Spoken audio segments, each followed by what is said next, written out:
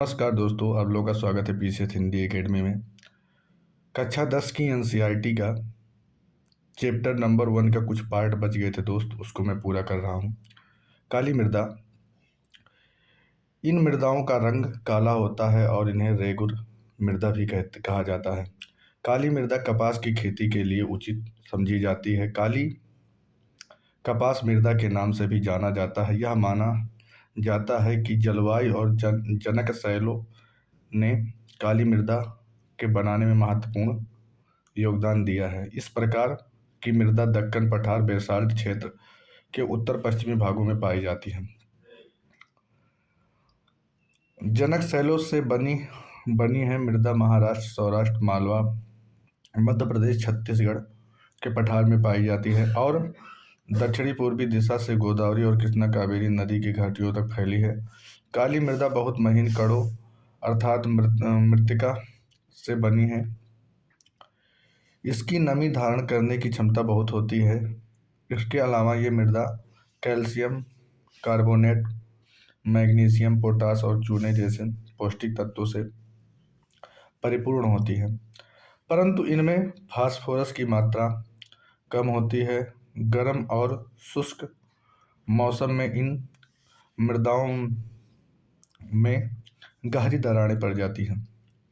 दोस्त बताया गया कि जब गर्मी का मौसम होता है, जब शुष्क मौसम होता है, तो काली मृदा में दरारें पड़ जाती है, जिससे इनमें अच्छी तरह वायु मिश्रण हो जाती है।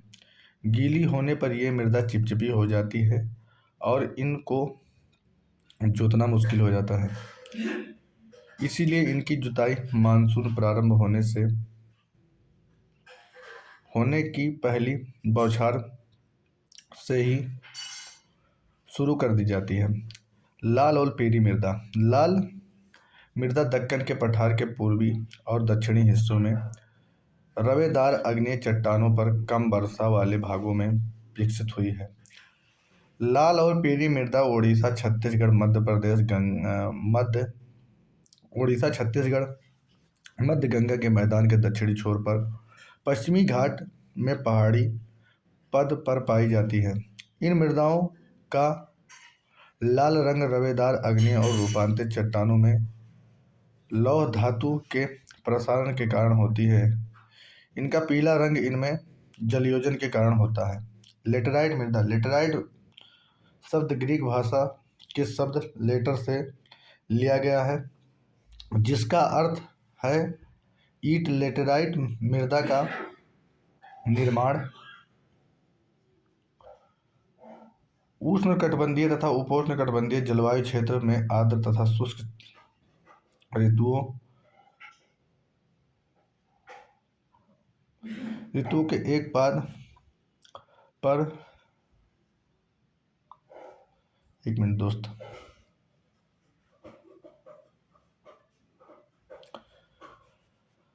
जलवायु क्षेत्रों आर्द्र एवं शुष्क ऋतुओं में एक के बाद एक आने के कारण होता है। यह भारी वर्षा में अत्यधिक निच्छालन का परिणाम है। लेटेराइट मृदा अधिकतर गहरी तथा अम्लीय होती है।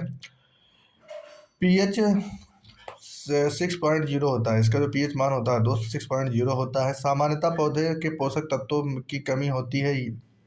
यह अधिकतर दक्षिणी राज्यों, महाराष्ट्र के पश्चिमी घाट क्षेत्र, उड़ीसा, पश्चिम बंगाल के कुछ भागों में, उत्तरी पूर्वी प्रदेशों में पाई जाती है। यह मिट्टी में पर्णपाती और सदाबहार वन मिलते हैं। वहाँ इनमें ह्यूमस पर्याप्त रूप में पाया जाता है, लेकिन विरल वनस्पति और अर्ध शुष्क पर्यावरण में इनमें ह्यूमस की मात्रा कम पाई जाती है। स्थल रूपों पर उनकी स्थिति के अनुसार उनमें अपरदन तथा भूमि निम्नीकरण की संभावना होती है। मृदा संरक्षण की उचित तकनीकी अपनाकर इन मृदाओं पर कर्नाटक, केरल, तमिलनाडु में चाय की और काफ़ी उगाई जाती है। तमिलनाडु, आंध्र प्रदेश और केरल की लाल लेटेराइट मृदाएं काजू की फसल के लिए अधिक उपयुक्त हैं। मरुस्थलीय मृदा। मरुस्थलीय मृदाओं का रंग लाल और भूरा होता है। ये मृदाएं आमतौर पर रेतीली एवं लवणीय होती हैं। कुछ क्षेत्रों में नमक की मात्रा इतनी अधिक है कि झीलों से जल वाष्पीकृत करके खाने का नमक भी बनाया जाता है। शुष्क जलवायु और उच्च तापमान के कारण जलवाष्प दर अधिक है और मृदाओं में ह्यूमस और नमी की मात्रा कम होती है। इन मृदा की सतह के नीचे कैल्शियम की मात्रा बढ़ती चली जाती है और नीचे की परतों में चूने के कंकड़ की सतह पाई जाती है। इसके कारण मृदा में जल अंतःसंयंत्र अवरुद्ध हो जाता है। इस मृदा को सही तरीके से संचित करके कृषि योग्य बनाया जा सकता है, जैसे कि पश्चिमी राजस्थान में हो रहा है। दोस्त अब आप लोगों को बताएंगे वन मृदा के बारे में। ये मृदा आमतौर पर पहाड़ी और पर्वतीय क्षेत्रों में पाई जाती है। जो वन मृदा होती है दोस्तों, पहाड़ों और पर्वतीय क्षेत्रों में पाई जाती है, जहाँ पर्याप्त वर्षा वन उपलब्ध है। वन मृदा जो होती है दोस्त, यहाँ पर्याप्त वर्षा वन उपलब्ध है। इन मृदाओं के गठन में पर्वतीय पर्यावरण के अनुसार बदलाव आता है। नदी घाटियों में ये मृदाएं दोमट और सिल्टदार होती हैं। जो ये वन मृदा होते हैं तो ये दोमट और सिल्टदार होते हैं, परंतु ऊपरी ढालों पर इनका गठन मोटे कणों का होता है। हिमालय की हिमाच्छिद क्षेत्रों में इन मृदाओं का बहुत अपरदन होता है और ये अधिसिल्क तथा ह्यूमस रहित होती हैं। दोस्त इनमें अधिसिल्क भी होता है और ये ह्यूमस की मात्रा भी इसमें पाई जाती है। नदी घाटियों के निचले क्षेत्रों में विशेषकर नदी सोपानों और जलोढ़ पंख आदि में ये मृदाएं उपजाऊ होती हैं। मृदा अपरदन और संरक्षण। मृदा के कटाव और उसके बहाव की प्रक्रिया को मृदा अपरदन कहा जाता है। मृदा के बनने और अपरदन की क्रिया आमतौर पर साथ चलते हैं और दोनों में संतुलन होता है, परंतु मानवीय क्रियाओं और वनों उन्मूलन, अतिपशुचरण, निर्माण और खनन इत्यादि से कई बार यह संतुलन भंग हो जाता है तथा प्राकृतिक तत्व जैसे पवन, हिमनद और जल मृदा अपरदन करते हैं। बहता जल मृत्तिका युक्त मृदाओं को काटते हुए गहरी वाहिकाएं बनाता है जिन्हें अवनलिकाएं कहते हैं। ऐसी भूमि जोतने योग्य नहीं रहती हैं और इन्हें उत्खात भूमि कहते हैं। चंबल बेसिन में ऐसे भूखंड खंडहर भूमि कहा जाता है। कई बार जल विस्तृत क्षेत्रों को ढके हुए ढाल के साथ नीचे की ओर बढ़ती है और ऐसी स्थिति में यह क्षेत्र ऊपरी मृदा घुलकर जल के साथ बह जाती है। इसे चादर अपरदन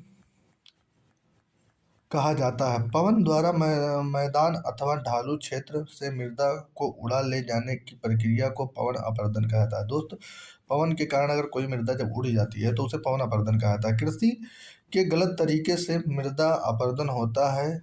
गलत ढंग से हल चलाने, जैसे ढाल पर ऊपर से नीचे की ओर हल चलाने से वाहिकाएं बन जाती हैं जिसके अंदर से बहता पानी आसानी से मृदा का कटाव करता है। ढाल वाली भूमि पर समोच्च रेखाओं के समानांतर हल चलाने से ढाल के साथ जल बहाव की गति घटती है और समोच्च जुताई कहा जाता है। ढाल वाली भूमि पर सोपान बनाए जा सकते हैं। सोपान कृषि अपरदन को नियंत्रित करते हैं। दोस्त सोपान वाली जो कृषि होती है वह अपरदन को नियंत्रित करती है। पश्चिमी और मध्य हिमालय में सोपान अथवा सीढ़ीदार कृषि काफी विकसित है। दोस्त पर्वतीय क्षेत्रों में, हिमालय के क्षेत्रों में सोपान और क्या नाम है सीढ़ीदार वाली कृषि होती है। बड़े खेतों के पट्टियों में बांटा जाता है। फसलों के बीच घास की पट्टियां उगाई जाती हैं। ये पवन द्वारा जनित बल को कमजोर करती हैं। इस तरीके से पट्टी कृषि कहते हैं। पेड़ों को कतारों में लगाकर रक्षक मेखला बनाना भी पवन की गति को कम करता है और इन रक्षक पट्टिकाओं का पश्चिमी भारत में रेत के टीले के स्थायीकरण में महत्वपूर्ण योगदान रहा है। भारत के पर्यावरण की दशा। सुखो मजारी गांव और बछुआ जिले ने यह कर दिखाया है कि भूमि निम्नीकरण प्रक्रिया को पलटा जा सकता है। सुखो माजरी के वृक्ष घनत्व 1976 में 13% प्रति हेक्टेयर जो 1992 में 1272 प्रति हेक्टेयर हो गया है। पर्यावरण के पुनर्जन्म से अधिक संसाधन उपलब्ध हैं। कृषि और पशुपालन में सुधार के परिणाम स्वरूप आमदनी बढ़ती है और समाज में आर्थिक समृद्धि आती है। सूखो मजरी और सूखो मजरी में 1979 में से 1984 के बीच परिवारों की औसत वार्षिक आमदनी 10,000 से 15,000 रुपये थी। पर्यावरण की पुनर्स्थापना के लिए लोगों द्वारा इसका प्रबंधन आवश्यक है। मध्य प्रदेश सरकार ने लोगों को स्वयं फैसला लेने का अधिकार दिया है। वे प्रदेश में 29 लाख हेक्टेयर भूमि, भारत का लगभग 1% क्षेत्रफल को जल विभाजक प्रबंधन द्वारा हरा भरा बना रहे हैं। दोस्तों, मुझे उम्मीद है कि आप लोगों को ये टॉपिक अच्छे से समझ में आया होगा। दोस्तों, मिलते हैं अगले क्लास में, तब तक के लिए नमस्कार, बाय बाय, टेक केयर।